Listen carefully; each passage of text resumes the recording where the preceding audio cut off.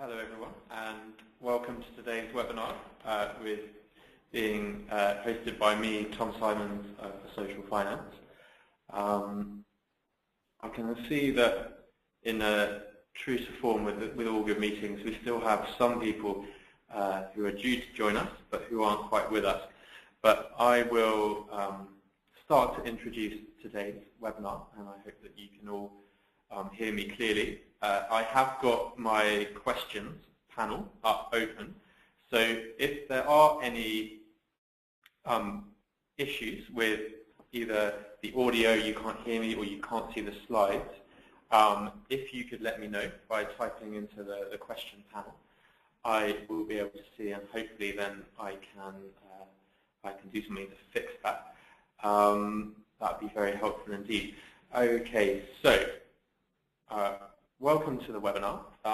If, like me, you're new to webinars, then it's probably useful to go through some of the protocol for today, because they are not quite like a normal conference call, nor are they quite like a traditional presentation and meeting, in the sense that you can hear me and you can see my slides. I can see the questions that you write to me in my panel, which is very helpful. And what we're going to do today is go through a series of slides which introduce the Big Lottery Fund and the Big Lottery Fund's Commissioning Better Outcomes Fund and the Cabinet Office's Social Outcomes Fund. And then we'll be going through the role that Social Finance and the Local Government Association will be playing to support this. So this is in some ways a two-staged presentation that I'll be going through in terms of the slides. And so I think for today it will be best to take questions in two goes. So halfway through the slides, once I've introduced the Big Lottery Fund, Commissioning Better Outcomes Fund, and the Cabinet Office's Social Outcomes Fund, and then a bit of a background on what a social impact bond is and how they work, I will then go through to take some questions from you, just in case you have any questions on that particular aspect of the presentation. Then I'll go into the second half of the presentation, which is about how Social Finance and the Local Government Association can try and help commissioners through this process of both developing a social impact bond and applying to either of those outcomes funds, and hopefully getting through the expression of interest phase, developing the social impact bond, getting a full application into those funds, and then one day launching the social impact bond. So that's how we're going to divide this session up today. So as I said, if you have any questions, please do type them in as I go along.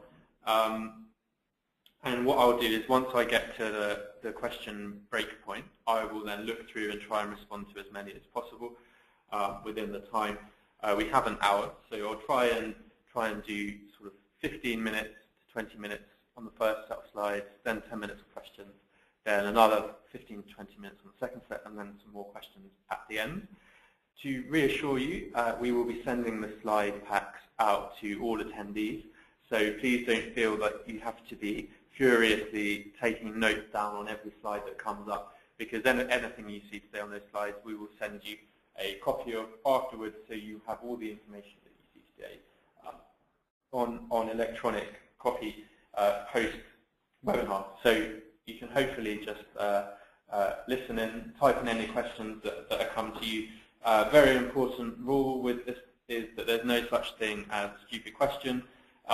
It's really important that if you do have a question, if you're struggling with any of the bits, if you think a bit sounds wrong or that you don't understand it, please do type it in, because it's best to try and engage and answer those questions as we go along, because that way you get more out of it and I get more out of it, and no one goes away thinking, oh, well, that was okay, but I still didn't really think it was a very good idea, or it didn't really make much sense. So please, if anything that I'm saying doesn't make sense, then please just type in a question to me, and then I will do my best to answer it when we get to those sessions. So just to run through the agenda very quickly before we start, I'm going to introduce the Commissioning Better Outcomes and social outcomes funds. I'll then give you a kind of brief history on social investment, potted history in a couple of minutes, and then move on to social impact bonds, kind of explaining how the concept works, and giving you a quick case study. And it's at this point that I will apologize to anyone who has kind of sort of done a lot of reading beforehand on social impact bonds, kind of knows Peterborough social impact bond inside out, and is fully up to speed with this. We've designed this as an introductory webinar, so I will be going through everything from the kind of beginning, which means that if you're already an expert on Peterborough or social investment, then you may find that you know some of the bits that I'm saying, and so apologies to you guys, but we need to make sure that everyone is sort of gets the information that we want to convey out of this. So it will be a kind of a beginner's guide to those bits. Then we'll take some questions. Then I'll move into the role that social finance and the local government association are playing in supporting these two outcomes funds.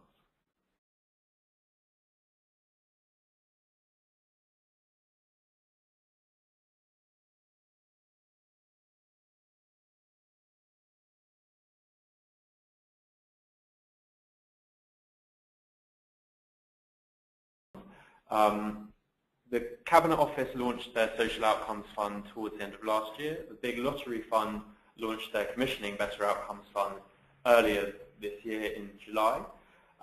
The Commissioning Better Outcomes Fund is a £40 million fund to provide top-up payments to local commissioners who are developing and launching social impact bonds. The Cabinet Office's fund is £20 million to do the same job.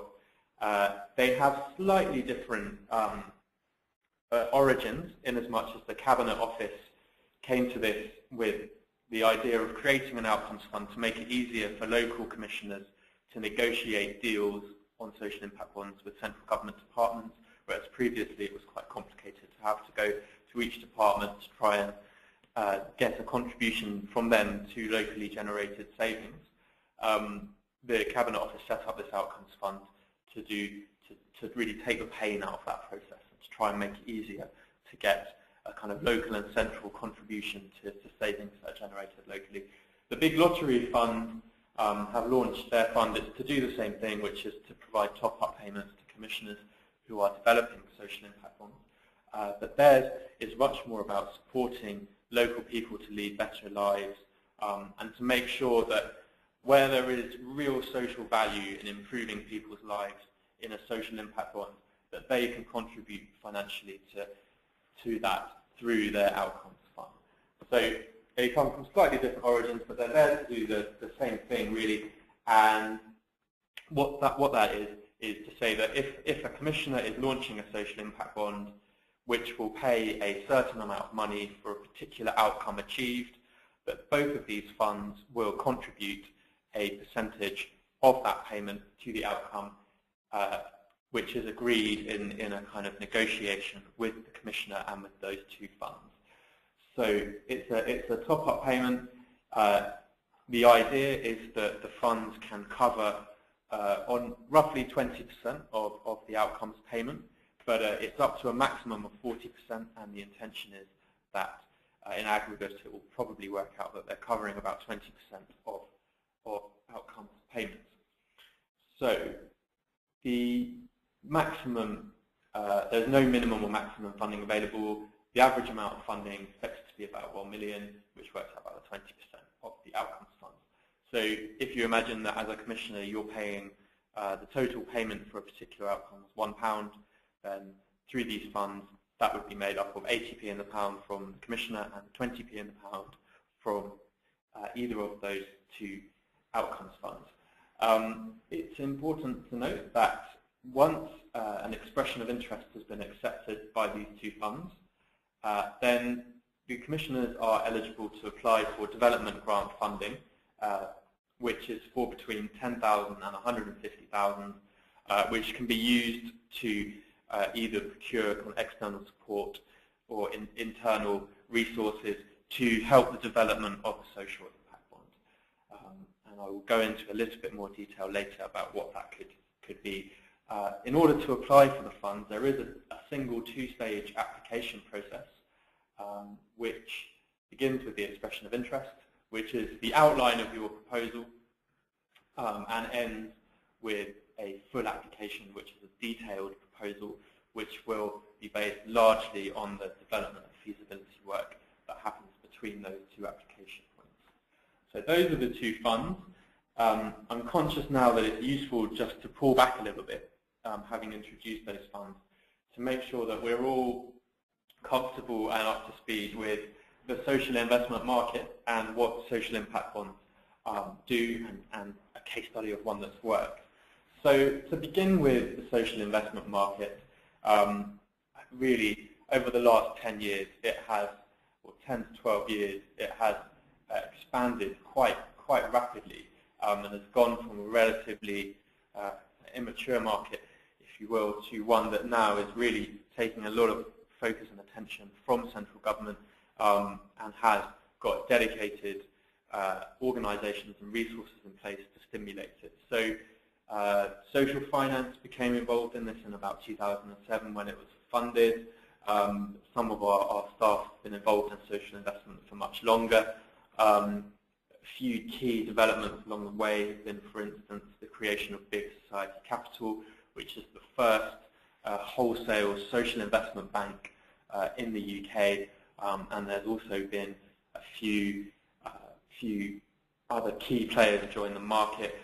It's starting to expand now to include sort of private banks such as Deutsche Bank in this country and Goldman Sachs in the US, and also there's been various pots of money made available through either government or through the big lottery fund or Nesta to help stimulate this market and to help it grow. I'm going to start talking about social impact bonds now, because the outcomes funds that we're talking about here today are primarily there to support social impact bonds, which are a particular mechanism, for want of a better word, that social investment can be directed towards. So I will start just by trying to explain this picture that you have in front of you, which just talks through how a social impact bond works. But as a sort of bit of context about how this all started, the idea of a social impact bond originated from a series of observations, if you like, about the challenges really of funding preventative programs in highly complex social issue areas.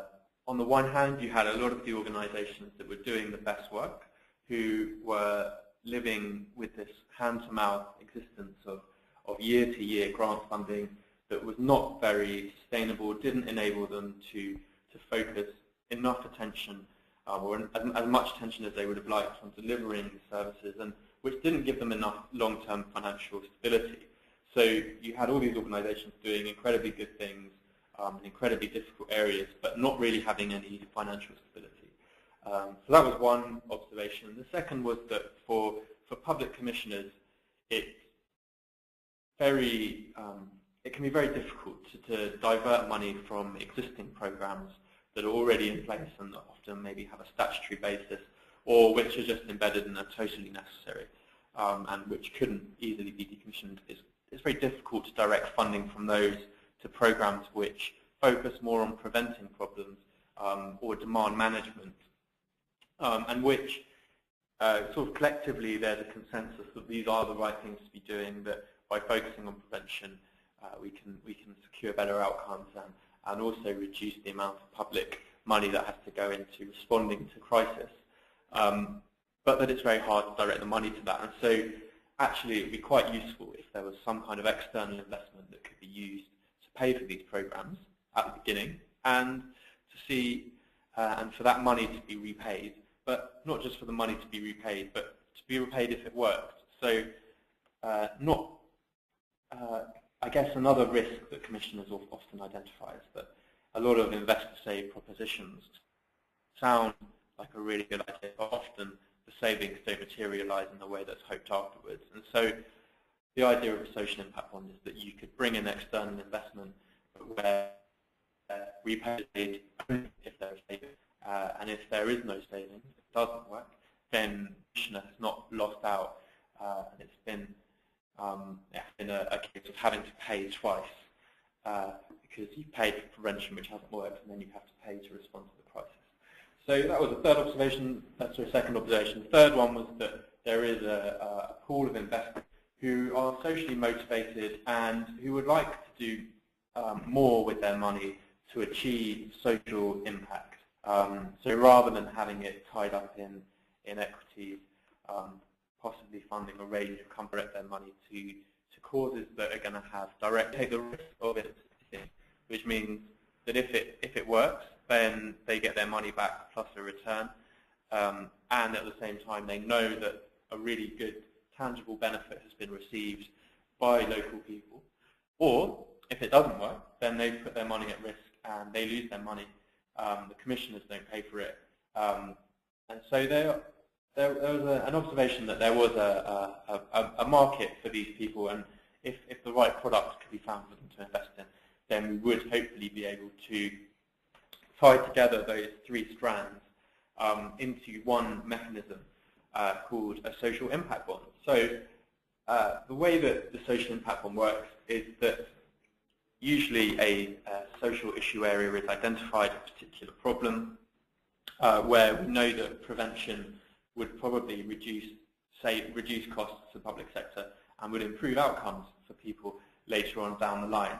And so we know that we should do this program, we know that there's an evidence base behind it, but we need some external investment, and we actually can only afford to pay for it if it works. We can't afford to pay for it if it doesn't. And so that commissioner then creates a contract with what we've called here on the graph a SIV partnership, which is, in legal terms, usually a special purpose vehicle. And that SIV partnership contracts with the commissioner on the basis that it will raise social investment to pay for a range of programs that will address that commissioner's particular social needs, always done in consultation and with that commissioner. And it will raise investment to do it, and that the commissioner will pay a certain amount if outcomes can be proved to have been delivered. And that payment, usually for the commissioner, is a proportion of the total savings that they've made.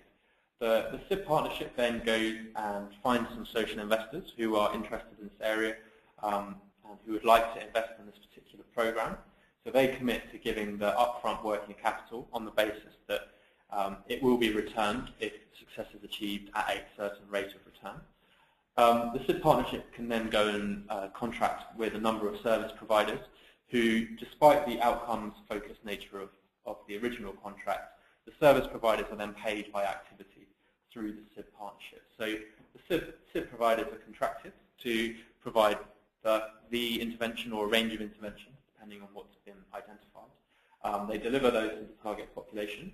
Then there is a period and a process of measuring the outcomes that have been delivered, usually by an independent third party, always on the basis of outcomes, always with an attribution mechanism, which means that the cause, if you like, of improved outcomes can always be attributed back to the interventions rather than something else. So we usually have some kind of control group measure or baseline that's been created that enables something to compare those outcomes measured against. Now at this point, if the outcomes have been met successfully, then there is a financial return based on the measured outcomes. And if the outcomes haven't been met, then there are no returns to the investors. And in that instance, probably what we can take away is that that particular intervention wasn't the right solution to that social issue area, and that's been a useful piece of learning. But it hasn't costed the commissioner or the delivery providers anything to find that out, if you like. So to give you an idea of how that works in practice, this is a case study of the Peterborough Social Impact Bond, which was the first ever social impact bond launched in March 2010. It works with short sentence offenders who have been released from Peterborough Prison. It works with the first 3,000 short sentence offenders to be released from Peterborough Prison after its March launch date in 2010. The contract is with the Ministry of Justice, who have a contract with the Social Impact Partnership to pay basically based on reduced convictions within the cohort of short sentence offenders who come out of Peterborough Prison. This was particularly important because before this point there was no statutory provision of support for short sentence offenders, those who served less than 12 months. So you were released with your £46 discharge grant, or however much it was, and sent on your way. And a vast number of these people, understandably, went on to reoffend. So the idea was that by providing a range of interventions to these people, paid for using social investment, we would hopefully be able to reduce the reoffending rates of that group of people. So there is a range of services that are funded, from mental health to specialised support from St Giles Trust, to support prisoners' families while they're in prison and post-release, a whole range of interventions.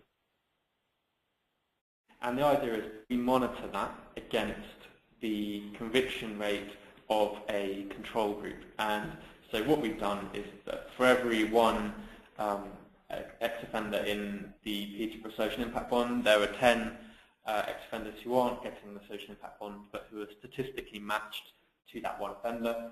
And we compare the conviction rates between the two. And if there's been a sufficiently high reduction in reoffending within the Peterborough Prison group, then there's a payment by the Ministry of Justice back to the Social Impact Partnership and the investors. So that is how the Peterborough Social Impact Bond works, and I hope that that gives you a flavour of how Social Impact Bond works in reality, and has hopefully given you a bit of flavour and colour.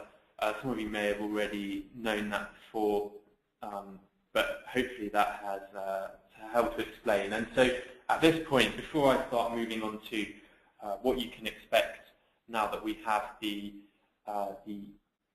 both the Social Outcomes Fund and the Commissioning Better Outcomes Fund up and running, and the work that Social Finance and the LGA will be doing to support that, are there any questions that anyone would like to ask before we move on to the next stage? I'm looking here at the sidebar that I get given in this thing, and I can't see any questions. So I'm guessing that no one has any questions for me or has typed them in the chat box. So I'm hoping that this is not giving me a false impression and you're not sitting there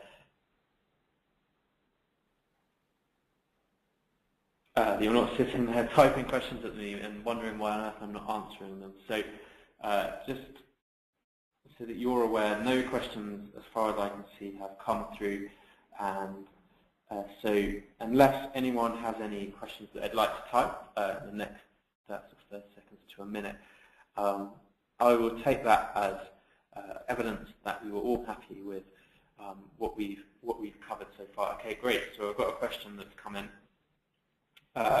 And the question is, what returns do the investors seek? Which is a very good question, and a question that we very frequently get asked. So typically, the investors are taking all the risk in the delivery, and so it's not a typical debt-like structure. So it's more like a kind of equity-style investment, and the returns that they seek are usually between around 8 to 14% or so. Maybe as high as 15%, maybe as low as 7%, but around in that kind of ballpark. And it will vary from social impact bond to social impact bond, because they will all present a different level of risk. And so inevitably there has to be a negotiation between the Commissioner and the investors about the level of return that would be appropriate for that particular social impact bond. So typically it's between sort of 8 to 13%. Could be a bit higher, could be a bit lower. Experience so far has been that investors are taking a rate of return which doesn't fully reflect the risk that they're taking. So if this was a pure financial investment and they weren't interested in the social investment aspect, the social impact aspect of it, they would probably be seeking higher returns than they're getting. But because they have that social motivation, and they see the value and the importance of what's being delivered, they would look for about 8 to 13%. So a second question has come in, which is, what kind of returns does the SIB partnership to the intermediary generate, and what do they do with those returns? Well, the intermediary organisation is goodness me, sorry. What do they do with those returns? So the intermediary organisations, so the delivery bodies, are not affected by the outcomes payments and the rate of return. They are paid for activity by the initial working capital that's raised from the investors.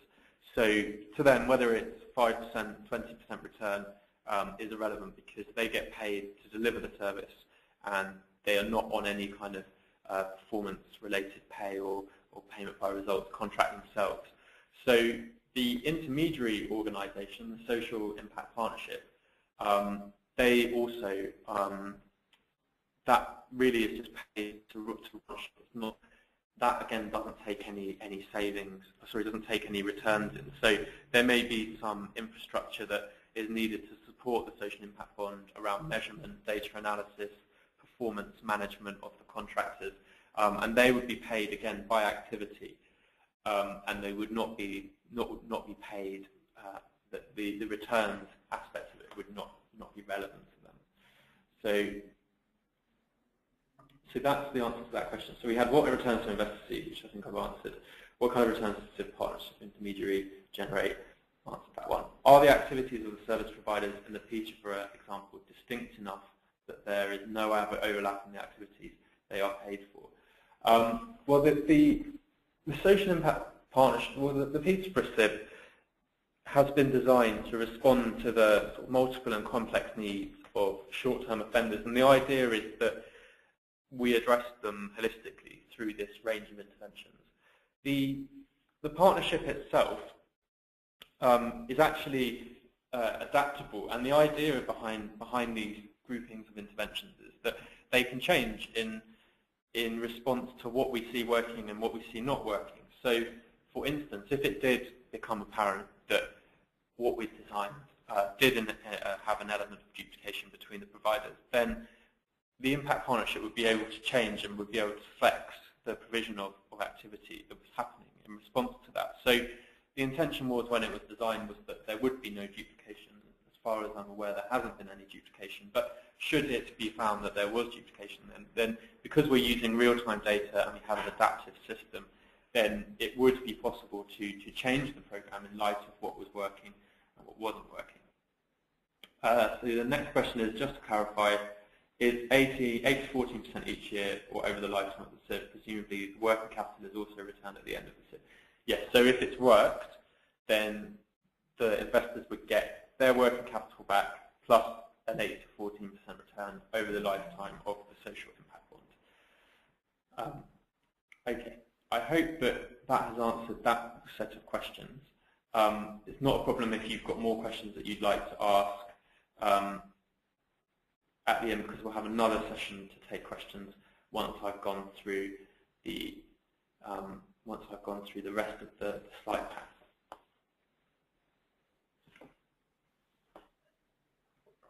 Okay, so the Big Lottery Fund have launched their Commissioning Better Outcomes Fund. That they didn't just want to create a fund and leave it and hope that you build it and they will come style philosophy. They wanted to create a sort of package of support and engagement and evaluation that would sit around their Commissioning Better Outcomes Fund, so that they get full value for the outcomes payments that they're going to be making. And so part of what they wanted was an exercise to go out and to engage local commissioners about social impact bonds and about the Social Outcomes Fund, the Commissioning Better Outcomes Fund, and to spread the kind of message about how these things work, the value that they can have, where they might be applicable, where they might not be applicable, and how commissioners can utilize it to get involved. So the role that Social Finance and the Local Government Association are playing is to do that engagement and support work on behalf of the Big Lottery Fund. And there's really sort of five strands of the work that we'll be doing. Firstly, it's awareness raising, so we wanted to go out and let people know.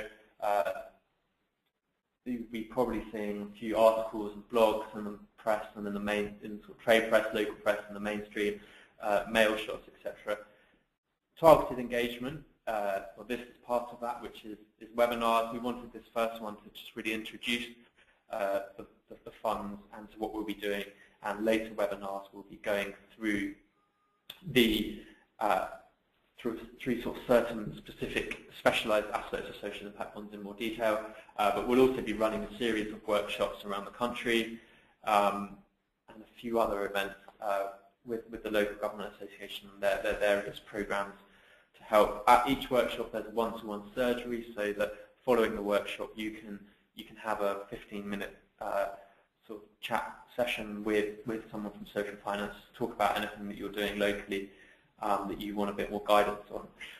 Then we have some intensive support that social finance is providing to commissioners once they're at the point where they'd like to submit an expression of interest form. And the role that we're playing there is just to help the commissioners to be able to address the questions that are asked of them in the expression of interest form, and to try and help them develop their thinking so that they're at the point, there where they're completing the expression of interest with a really well thought through idea, with lots of scope for development later on, and which is really likely to lead to a strong proposition for a social impact bond. And so we are there to support commissioners completing those expressions of interest. There's more details later about how you can inquire and get involved in that. Again, you'll be working with me and some of my colleagues here at Social Finance. If you are in the process of completing an expression of interest, we'll be there to help you. And it's worth just to being totally clear, all of this is obviously free of charge, and there's no payments involved from commissioners for any of this. Once an expression of interest has been submitted and has been accepted, then the commissioner has the option of accessing needs assessment. Again, worth saying that this is all optional. You don't have to engage with any of the services that we're providing, but we are there to help if you'd like. So you'll have the option of a needs assessment, where we will look through your expression of interest, and we will work with you to build up a diagnostic of what you need to do next to get to the point where you're doing a full application and you have a SIB ready to develop. And the idea of that diagnostic is that we give you the kind of, these are the really key areas where more work is needed. And we'll also provide you with a directory of all the social investment support providers who might be able to help you with the various bits of work that we identify, so there's a bit of signposting. And then we'll also be developing technical guides and case studies and podcasts which deal with the kind of learning and dissemination that we're getting from both this work and also the social impact bonds that are up and running at the moment. So just to put this in the perspective of if you're a commissioner, what does that look like? What would be your journey? This is, again, kind of a series of stages. You would not have to go through all of these if you didn't want. They're all optional. But just in theory, the full process could go from attending one of the workshops or webinars that we're running to raise and to do some engagement. And then if at the end of that you thought that a social impact bond might be a suitable, or in fact might be suitable response to a particular social issue area that you have, then once you've identified that, then there'd probably be some kind of thinking internally. You may choose to get support from an external provider to do that, or you may just choose to do it on your own. But once you're at the point where you think that you've got a kind of a well thought through idea of what you would want to do to develop a social impact bond, you feel that you're ready then to do an expression of interest, then you can get in touch with us here at Social Finance. We'll give you some kind of intensive support with our team who are all experienced in working to develop social impact bonds, and we'll kind of help you through that expression of interest process. That expression of interest then gets submitted to funds, and should it be accepted, then you have the option of needs assessment, which again is something that will be provided by Social Finance, and you'd be working with the same staff person that you worked with before.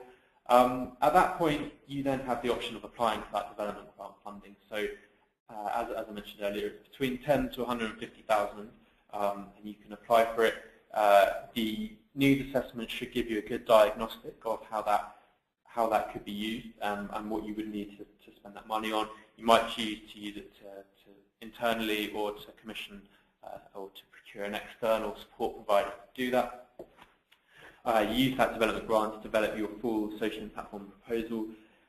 We have found in the past that getting it right, getting the business case right for a social impact bond, and really designing the service or selection of services properly is a process that's worth investing time in. And we found that to do it really well and really rigorously and with a robust business case and with a really strong idea of how you're going to measure the outcomes and attribute them afterwards, we've found that process can take between 3 to 9 months, depending on the social issue area. And so one that we've done before maybe quicker, but one that is brand new can take a bit of time. And it really is worth investing that time to make sure that what you're doing is really well thought through and rigorous, and that it is a strong candidate to make better outcomes and savings. So at that point, once you're in that position, you can complete a full application to the funds, which will hopefully secure some outcomes, some contributions to outcomes for the social impact bond you're hoping to launch. And then you can move into the kind of procurement, investment raising, legal stage of development and implementation, and have a social impact bond that's up and running, and which is kind of effectively a sort of partnership between you and the big lottery fund and the Cabinet Office in terms of how that's being run. What we wanted to do today was, as I said, this is an introductory session on these outcomes funds and what you can expect if you were to sort of get involved in any of the particular services that we're offering. So the first key one I wanted to talk to you about today was workshops. And just to let you know what we're going to be doing in those workshops, when they are, where they are, and the kind of themes that we'll be doing. So over the next year, we'll be running 8 workshops. We're hoping at the moment that it's 4 thematic workshops, and they cover children's services, adult social care, criminal justice, and in fact, because children's social care is such a hot topic and has received such focus from commissioners who are interested in social impact bonds, we've actually decided that we'll do 2 thematic workshops on children's social care, one in Newcastle and one in London, because we felt that there was a higher level of demand for that one. And again, we're responsive and adaptive, so the workshops that we run in the second year will be a response to the feedback and the demand we had in the first year. So they're the 4 thematic ones. We'll then be running 4 sort of specialist, if you like, workshops, which talk through the more detail, the kind of detailed bits of developing a social impact bond. So once commissioners are there developing them, we thought it'd be useful to do how you commission a social impact bond for legal and procurement teams, social impact bond for the finance team, and social impact bonds for CCGs and PCCs, because the outcome funds are there for those guys too. So obviously, what that the kind of implication of those specialised workshops is that this is a kind of cross-commissioner thing. You will need buy-in from your legal team, your procurement team, finance teams, and the commissioner to really get this to go ahead. So we wanted to run those workshops to help those particular bits. In the workshop itself, what we want to do is a kind of introduction to SIBS. Again, just really making sure that before we kind of start getting into the detail, everyone's comfortable with social impact bonds. But we also want the workshops to be interactive, so we will be having a couple of interactive sessions within the workshops. There'll be case studies which are specific to the particular theme, and we will also walk you through the expression of interest form, how you complete it, and then finally we'll have an interactive session at the end, which will kind of help to focus the mind on, if you're interested in a social impact bond, how do you go about developing one if you're in a local authority? Who are the stakeholders you have to get on board? How do you go about doing that? What is everyone's concerns? What are the opportunities for everyone? And the interactive session is designed to help people think through that process so that hopefully, if it is something that's of interest and would be relevant, then it feels like a more straightforward process. The intensive support aspect of what we're delivering is, as I said, for commissioners who are completing the expression of interest. And what we're there to do is to give you the kind of benefit of our experience, and we're really kind of, while this is a kind of embryonic area and market, we have experience of developing these social impact bonds, which we hope will be really relevant and useful to people. We can learn a lot as well as you can through this process as well. So it is very much a kind of a mutual relationship that we're having at this point. But the idea is that we try and identify any areas of that expression of interest form which are difficult and which we're struggling with, and then to with a kind of benefit of our experience and any kind of resources we might be able to direct you to help you to really generate the answers to those questions, and to enable you to go away confidently to develop an idea which you can put into an expression of interest form. So if you'd like any help with that, then you can email the addresses on that slide, SI Outcomes Fund at socialfinance.org.uk, and we will be in touch to arrange a phone call to talk through that intensive support and what we could offer you. You are most likely to come into contact with one of three people at this point, me being one of them, and my colleagues Suzanne Ashman and Sandra Halilovic. You can see their biographies there on the slide, but they both bring a sort of wealth of experience from the sort of finance sector and the social investment sector, which is really useful to help in civ development. So that's the intensive support stage. And then the needs assessment stage, as I mentioned earlier, is a chance for commissioners, if they would like, to have a needs assessment of their expression of interest by social finance, which then enables them to kind of look at where they go next. What are the next steps? What are the milestones they need to meet in order to have a social impact bond that's ready to raise capital, to launch, and to be implemented. So what we'll do is we'll look through your expression of interest form, and we can give you some feedback on that. But more usefully, we will also arrange for a phone call with one of the directors here at Social Finance for a few hours, just to sit down and to talk through kind of what your priorities are, where you want to get to, your objectives, where you've been so far, so what kind of work you've done, where there are areas of work which you think need more focus.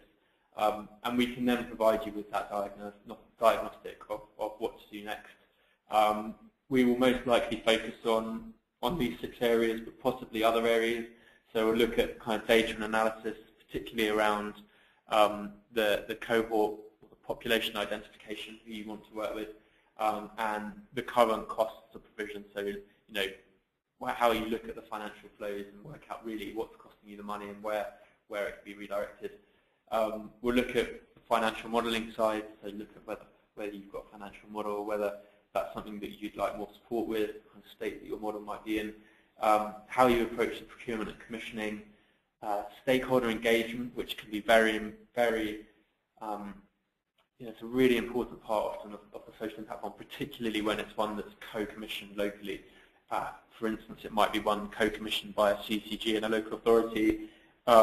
You have lots of different stakeholders involved in that. And running that new stakeholder engagement process, they're going out and meeting people and putting in kind of shoe leather time, can be a really important part of the process. So we'll talk through where you're up to with that. The outcome selection, valuation and attribution, another crucial aspect, and then investor engagement, so the kind of investors that might be interested in this, how you would go about approaching them, the stage in the process when you would go to approach them, and how you would do that. This is the final slide, and is there just to give you a few resources, websites where you can find out more information about social investment, social impact bonds, and this support contract that the LGA and social finance are delivering together. So as I said, we'll email all that to you at the end, so you'll have those links and you can just access those if you're interested in reading any more about any particular area.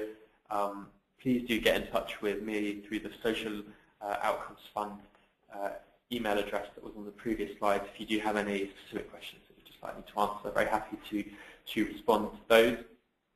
And that's the end of the slides that I wanted to talk about, which leaves us with 15 minutes now to answer any more questions that you might have. And really at this point it can be about the outcomes funds, it can be about the work that social finance and the LJ are doing, or it could be about social impact bonds in general.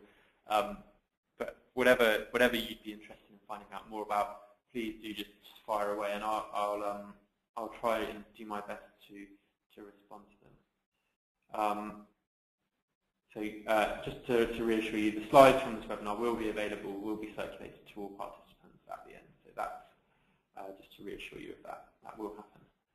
Okay.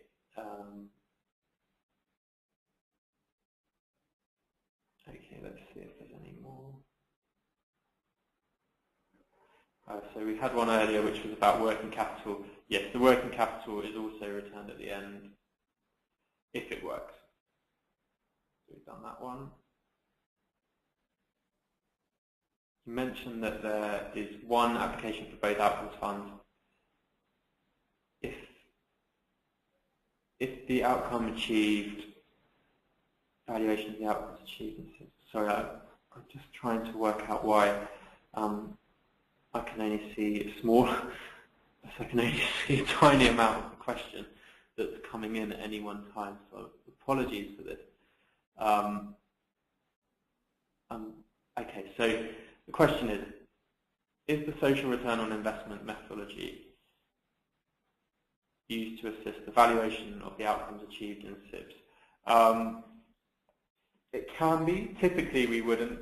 We would typically look at financial savings as a way of valuing the outcomes, but that's not to say that you couldn't look at social return on investment. We just find that it makes a much stronger and more robust business case if you have it based on real savings.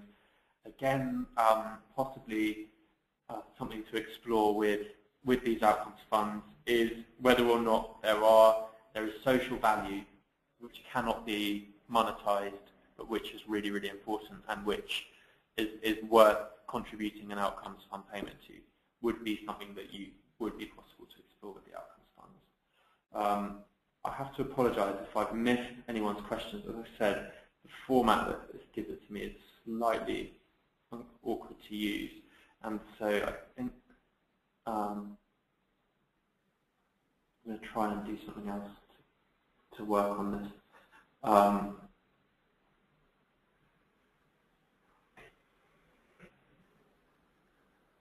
Okay, I'm just going to start at the beginning and go through, and I hope I get to all your questions. So, are the activities of the service provider in Peterborough distinct enough? We've answered that one. You mentioned that there is one application for both outcomes funds. Are the top-up payments available from these funds stackable? Good question. I think that the likelihood in most situations will be that you go into either one of the funds and not into both funds, is my immediate answer. I think that I will need to check actually with Big Lottery Fund and with Social Outcomes Fund about whether they're stackable, and we'll hopefully, what I'll do is I'll check with them, and then before we send out these slides, I'll write an answer to that particular question, so that you have the answer to that. Apologies, but I can't answer that now. Next question is, 18 to 13% return is the total return over the lifetime of the SIB rather than the annual return. Yes, over the lifetime of the SIB. If a social program is measured by outcomes and part of the social impact bond process, is there a chance that they will only choose clients or participants who are likely to experience these outcomes and then leave another vulnerable client of that services? Okay, so the cherry picking risk attached to PBR that you're referring to there is obviously a real risk with any PBR contract, but it's one that we would put meticulous focus on to make sure doesn't happen in a social impact bond. So, for instance, we would try and we would make sure that the referral routes into the program are not there just to take the easiest cases and to leave the ones behind who are harder to reach but who deserve the service. We would not do that. For instance, in Peterborough, it's the first 3,000 prisoners that come out at a certain point in time. We have to work with all of them, whether they want to engage with them or not. We get measured against all of them, whether they want to work with us or not. So there is no incentive there to cherry pick. Similarly, in Essex, where we have a social impact bond, whether they want to work with us or not. So there is no incentive there to cherry pick. Similarly, in Essex, where we have a social impact bond, the referrals into the program are done according to a very strict eligibility criteria of suitability for the program. So while no one wants cherry picking, you also don't want to have programs that are running with a totally unsuitable group of participants, because it's not in anyone's interests. So it's really important to work out what your eligibility criteria for the program is, who is it going to serve, and who's it going to work well with, who won't it work well with, and then to make sure that you have a robust referral pathway, hopefully that's independent from the social impact bond, to get clients into that service, to avoid any cherry picking. So next one, engage. Okay, let's have a look.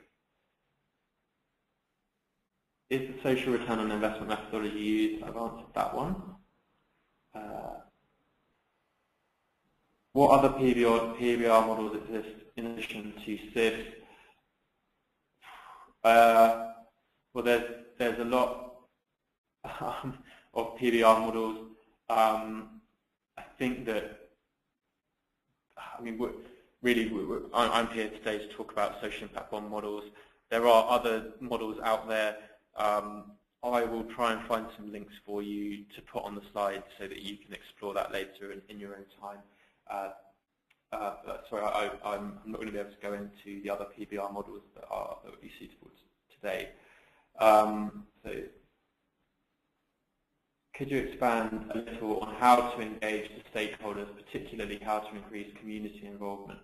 So, what we've found typically is that any social impact bond that gets developed, you will have a huge range of stakeholders, both internal and external. So within your local authority, if you're a commissioner, you'll have your finance team, you have your procurement team, you have your legal team, and you have your politicians, and you might also have your kind of chief executive senior management team, all as distinct stakeholders who will have their own sort of comments, concerns about the social impact bond, but will also all present opportunities to them all as well. And so, what we find to be the best way is to engage with them early, to find out what their concerns are, to find out how this can help with what they're trying to do and what they're trying to achieve, but to make sure that you're really keeping up communication with them all the way through, and that you're being very honest with them about what you're doing and where they have concerns, and trying to respond to those.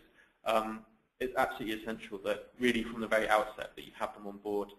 We normally advise to have some kind of steering group which brings together these key stakeholders together, and both internal and external, because you might be co-commissioning it, in which case you'll have probably that whole set of stakeholders again, but in another organisation.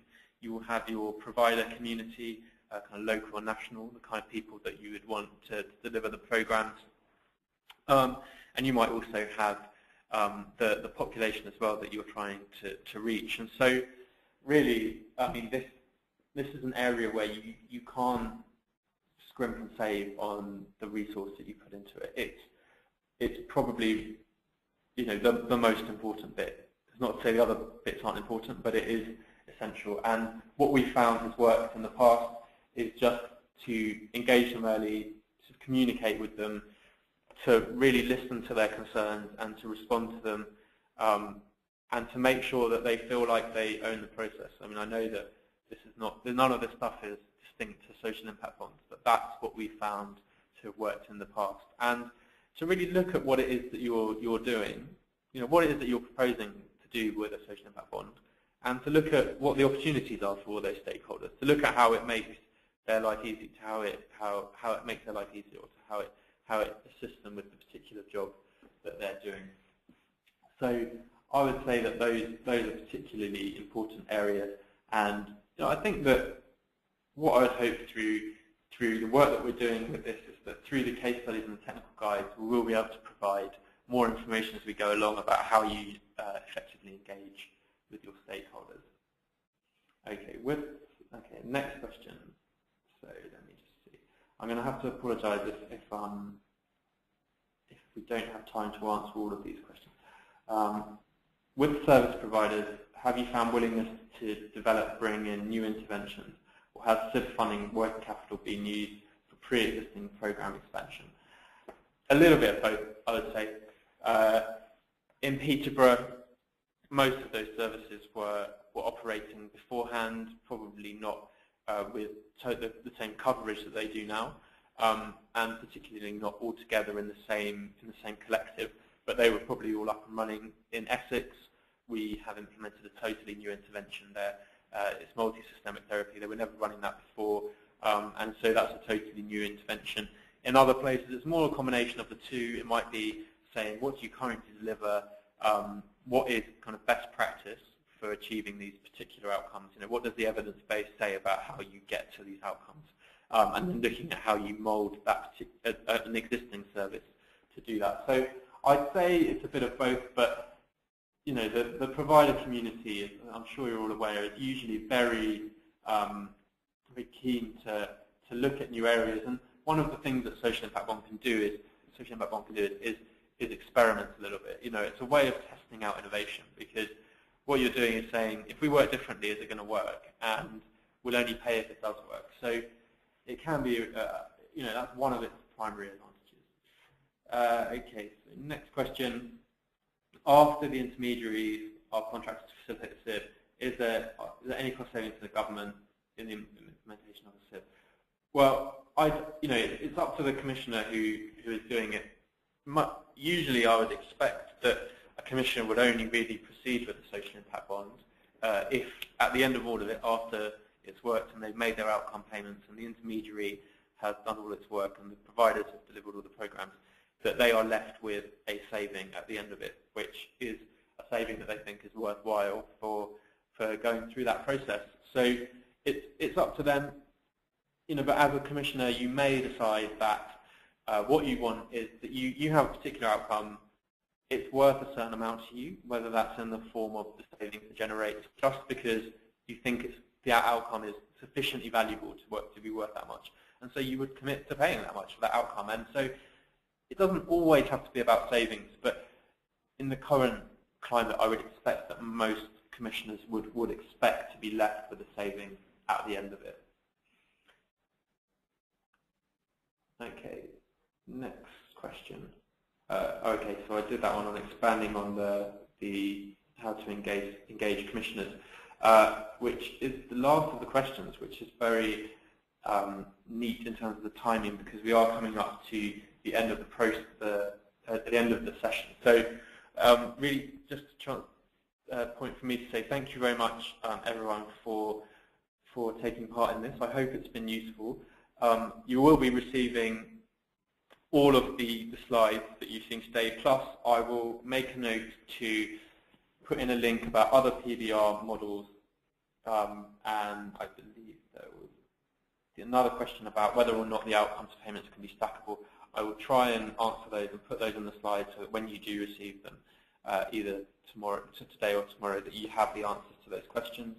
As I said, you can get in touch with me on the SI Outcomes Funds at socialfinance.org.uk email address. If there's any questions you have which I didn't answer today or which come to you after this, then please do just get in touch. And if you'd like to come to the workshops or any of the other bits and pieces that we're doing are valuable to you, and we hope to see you at another point over the next 2 years.